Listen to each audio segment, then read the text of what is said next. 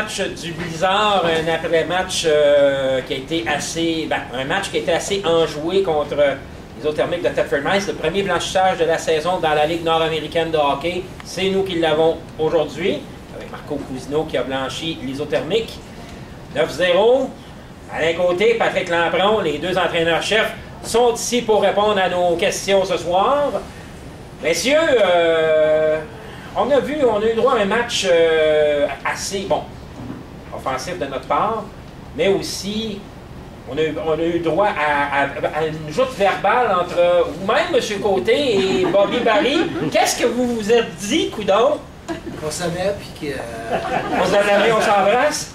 On avait une future union ensemble. Ouais, comme ça, t'as des souliers à vendre, tu lui as donné tes souliers.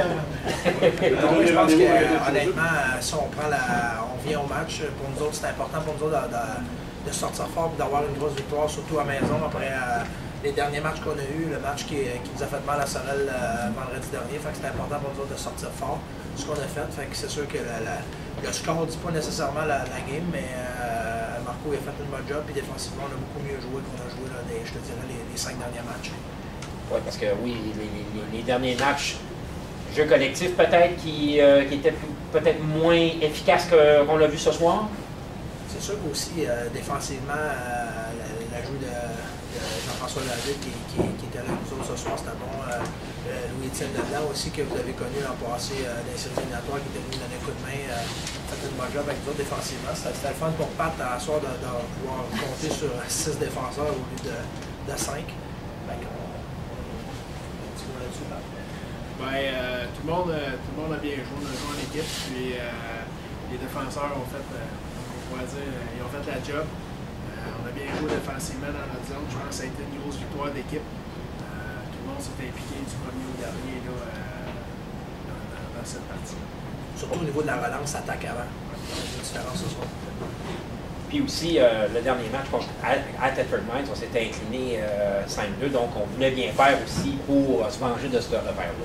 C'est sûr qu'on a une petite amertume contre Thetford Mines. Ça fait plusieurs fois qu'on joue des séries, puis quand c'est une bonne guerre, ça fait partie de la ligue, c'est bon d'avoir des rivalités d'un côté comme de l'autre. C'est bon pour les partisans, puis c'est bon pour les joueurs aussi. Alors, chers amis, question par rapport à la rencontre de ce soir. Qu'est-ce qui a fait que vous avez pour scorer le 10e but? Parce que les partisans, ils n'ont pas crié 10, 10, 10, 10, 10, comme j'ai déjà connu ailleurs. Je te dirais que c'était plus le 0 qui nous intéressait que le 10e. Oui, c'est ça. Marco, il avait besoin depuis le début de la saison, il avait travaillé assez fort, il n'avait pas réussi à remporter le nombre de victoires qu'il voulait avoir. Puis le 0 pour notre défensif, ça fait du bien. Ça compense pour le 15 qu'on a donné à Rivière-du-Loup. Ça baisse une moyenne. Le fait d'avoir des joueurs plus robustes, des équipes qui peuvent rivaliser, ça donne une assurance aux autres joueurs, j'imagine? Ben, on s'entend que le genre de game qu'on a joué en soir, ça n'aurait peut-être pas fini de la même façon quand on était l'an passé. Beaucoup de matins, je me souviens, on s'en est ici, on disait ça fait boucher, tel, ça fait boucher. Il n'y a pas personne qui s'est fait abuser physiquement aujourd'hui, puis c'est sûr que ça donne une certaine confiance sur notre équipe. Vous pensez à retirer Marco vers la fin, pas qu'il arrive 10 minutes? J'ai pensé à le retirer, je te dirais, à 10 minutes après le powerplay, puis j'ai même dit à notre goaler de se préparer, Marc-Antoine, de se préparer, sauf que je te dirais que avec le 0, j'étais comme ça me tente. Je voulais qu'il reste dans le net pour ça. Puis, de toute façon, regarde, ils ont envoyé Martin à Rivière de l'autre côté. C'est un gars d'équipe, c'est un gars qui a répondu à ce que son entraîneur lui a demandé. Il n'a pas décidé ça par lui-même. Mais en même temps, regardez, ça fait partie de la game, puis il est assez grand pour prendre soin de lui-même. Hey, justement, le principal intéressé est là. Bonne fête, Marco!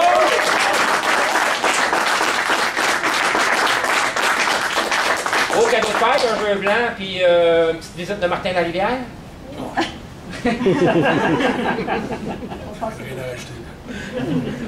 Ben, parle-nous donc de tes coéquipiers ce soir, parce que bon, oui, tu as fait la job, tu as arrêté toutes les rondelles qui se sont présentées devant toi, mais je pense que tes coéquipiers t'ont donné un gros coup de pouce aussi. Les entraîneurs en parlaient tantôt.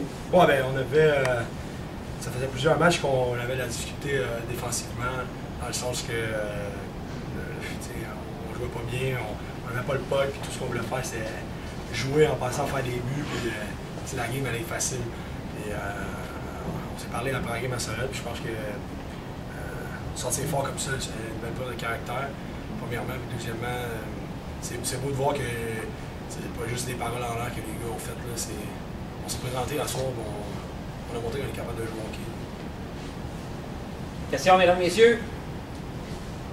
Pour un poignet de troisième de suspension. Il y en a ça. À Laval. Autre question, commentaire? Vous parlez un petit peu de Gertin, c'est un joueur qui est nouveau, qui semble déranger les autres, efficace aussi, les autres aussi, Dans le volet fond, offensivement et défensivement. Quand il est arrivé au début du camp d'entraînement, personne ne le connaissait. Puis plus ça allait dans le camp d'entraînement, c'est un gars qui dérange, il connaît son rôle, il sait ce qu'il a à faire, il est excellent en désavantages numériques. Il est rapide, c'est un bon patineur, il a une bonne shot, puis il a une très bonne attitude, c'est un gagnant, puis il fait partie de l'équipe. Puis honnêtement, pas un mot à dire sur le kid, là, il fait le bon job.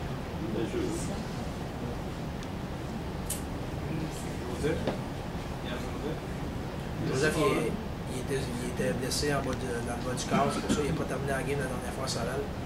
C'est pour ça qu'on a fait le warm-up en 20 joueurs, c'est à soir en étant un cas incertain dans son cas. Fait qu'on a pris la décision après la période d'échauffement de le retirer du line-up. Pardon? Ben, Dano, c'est un joueur d'avant. Dano, il a joué à Sorel. C'est une blessure lui aussi qui fait qu'il vient, il joue une game, puis après ça, il est hors pour quelques games. C'est une vieille blessure dans le fond qu'il y avait avant le début de la saison. Fait que c'est pour ça qu'on y va doucement avec lui. Huard est en pleine forme. Maintenant, s'il est blessé, il me semble qu'il est moins intense. Il joue bien, là. Il me semble qu'il y a une coche de moins. Est-ce que je me trompe? Ben, je te dirais que oui, période, je sais pas si tu te souviens, lui, c'est sa grosse période d'année. C'est un gars qui est bricoleur de profession. Fait que madame de bricoleur, il travaille beaucoup physiquement. Fait que je te dirais, juste le temps des fêtes, eux autres, ils travaillent 7 jours sur 7, donc c'est sa grosse période. Fait que des fois, les gens, ils savent pas, là, mais dans sa vie de tous les jours, c'est ça son travail. C'est sûr qu'après Noël, janvier, février, c'est la période qui c'est plus tranquille dans son cas. Fait que c'est à partir de là que tu te souviens plus là, vers la fin. Fait que oui, il est en pleine forme, mais il peut l'être encore plus. Le nouveau jeune Bellemare, qu'est-ce que vous en pensez? Rapide? Ses mains sont rapides. C'est un bon patineur, c'est un gars qui est Vu très là, dans le intelligent. fond, on est le but qu'il fait. Il est très intelligent, il voit le puck, c'est un bon passeur. Il s'en vient de plus en plus à l'aise sur la patinoire. Parce que le début de saison, c'est une adaptation. Quand tu joues du hockey européen, tu as beaucoup d'espace sur la glace. La glace à Trois-Rivières n'est pas reconnue pour avoir beaucoup d'espace. Et en même temps, c'est tout un joueur de hockey. Il se fait frapper, il roule ses joueurs. Il y a l'air d'un bio qui est dans l'eau quand tu essaies de tourner dessus. Il y a l'air de mouiller debout. Bonne attitude aussi. Week-end prochain, 2 matchs sur la route. Arrivé vers l'ouest, vous êtes à Laval vendredi, vous êtes à Cornwall samedi. On se prépare comment pour... c'est sûr que c'est tôt de te poser ça en ce dimanche soir, mais on prépare comment ces 2 visites-là? Parce qu'on vient à Trois-Rivières juste dans 2 semaines. Ben, on prépare. C'est sûr qu'on prépare comme tous les matchs que j'ai dit qu'on se préparait. À ça, Laval n'a pas la même équipe qu'il y avait dans le passé. La preuve, c'est que vous l'avez vu en fin de semaine dernière contre Jonquière. Ils sont capables de jouer au hockey. C'est sûr que pour nous autres, anyway, partout où on va aller, on va être prêt en considération. C'est pas sorcier le hockey. Hein. Il faut juste que tu joues la game et tu ne t'accomplis pas. Michel Terrien l'a dit.